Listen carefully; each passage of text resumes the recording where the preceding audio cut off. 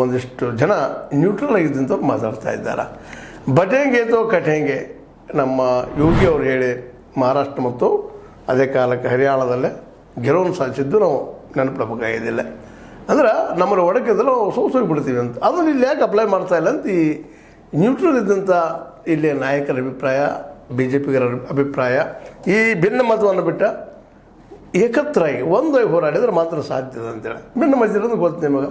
ನಮ್ಮ ಯತ್ನಾಳ್ ಅವ್ರ ಜೊತೆಗೆ ರಮೇಶ್ ಜಾರಕಿಹೊಳಿ ಅವರಾಗಿರ್ಬೋದು, ನಮ್ಮ ಕುಮಾರ್ ಬಂಗಾರಪ್ಪನವರಾಗಿರ್ಬೋದು, ಅದೇ ಕಾಲಕ್ಕೆ ಲಿಂಬಾವಳಿ ಅವರಾಗಿರ್ಬೋದು, ಇವನ್ನೆಲ್ಲ ವಿಶ್ವಾಸ ತೆಗೆದುಕೊಂಡು ಹೋರಾಟವನ್ನು ಮಾಡಬೇಕಾಗಿತ್ತು ಅಂತೇಳಿ ಈ ಜನರ ವಾದ. ಅದೇನೂ ಇರಲಿ, ಆದರೆ ಒಂದು ಹೋರಾಟ ಮಾಡಬೇಕಂತ ಅನ್ನುವಂಥ ಒಂದು ತೀವ್ರತೆ ತೆಗೆದುಕೊಂಡು ಇವತ್ತು ನಮ್ಮ ವಿಜಯೇಂದ್ರವರು ಎರಡು ತಂಡಗಳನ್ನು ರಚನೆ, ಒಂದು ಆಂದೋಲನ ಅಂತೇಳಿ, ಇನ್ನೊಂದು ಸತ್ಯ ಶೋಧನಾ ಅಂತೇಳಿ ಎರಡು ತಂಡಗಳನ್ನು ಮಾಡಿದ್ದಾರೆ.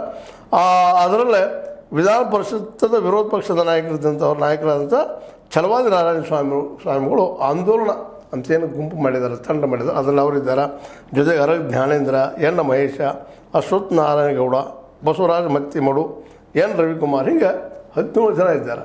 ಇದರಲ್ಲೂ ಎಲ್ಲಿ ಭಿನ್ನಮತಿಯ ಒಂದು ಹೆಸರಿಲ್ಲ ಅನ್ನುವಂಥ ಅಸಮಾಧಾನ.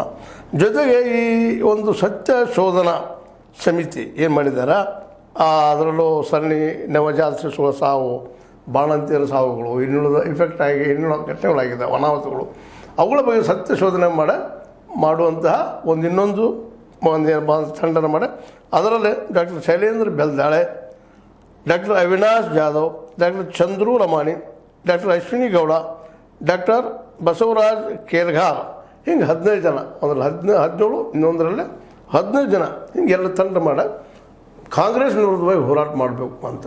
ಈಗ ನಿಮ್ಗೆ ಗೊತ್ತದ ಮೂಡಾದಾಯಿತು, ಜೊತೆಗೆ ಬಾಣಂತಿಯರದಾಯಿತು, ಈಗ ನಡೆದ ಪ್ರಿಯಾಂಕಾ ಖರ್ಗೆ ಅವ್ರ ವಿರುದ್ಧವಾಗಿ ಈ ಒಂದು ಏನು ಪಾಂಚಾಳ, ಸಚಿನ್ ಪಾಂಚಾಳರ ಮೂಮೆಂಟ್ ಆಯಿತು. ಇಂಥವುಗಳ ಬಗ್ಗೆ ಸತ್ಯ ಶೋಧನೆ ಮಾಡಿಕೊಂಡು ಜನರಿಗೆ ತಿಳಿ ಹೇಳ್ತಾ ಇದರ ಸರ್ಕಾರದ ಫೇಲ್ಯೂರ್ಗಳನ್ನು ಜನರ ಮುಂದೆ ಒಯ್ಯುವಂಥ ಕೆಲಸವನ್ನು, ತೀವ್ರವಾಗಿ ವಿರೋಧ ಮಾಡುವಂಥ ಕೆಲಸವನ್ನು, ಈ ಒಂದು ಬೀದಿಗಿಳಿದು ಹೋರಾಟ ಮಾಡುವಂಥ ಕೆಲಸವನ್ನು ಮಾಡೋದಕ್ಕೆ ಮುಂದಾಗಿದ್ದಾರೆ. ಇದು ಒಳ್ಳೆಯ ಬೆಳವಣಿಗೆ. ಯಾಕಪ್ಪ ಅಂದರೆ ಸರ್ಕಾರದ ದೋಷಗಳನ್ನು ಎತ್ತಿ ಹೇಳೋದು, ಜನಕ್ಕೆ ತಿಳಿಸುವಂಥ ಕೆಲಸ ಒಳ್ಳೆಯ ಕೆಲಸನ. ಸರ್ಕಾರ ಜನಕ್ಕೂ ಗೊತ್ತಾಗಬೇಕಾಗಿದೆ, ಸರ್ಕಾರಕ್ಕೂ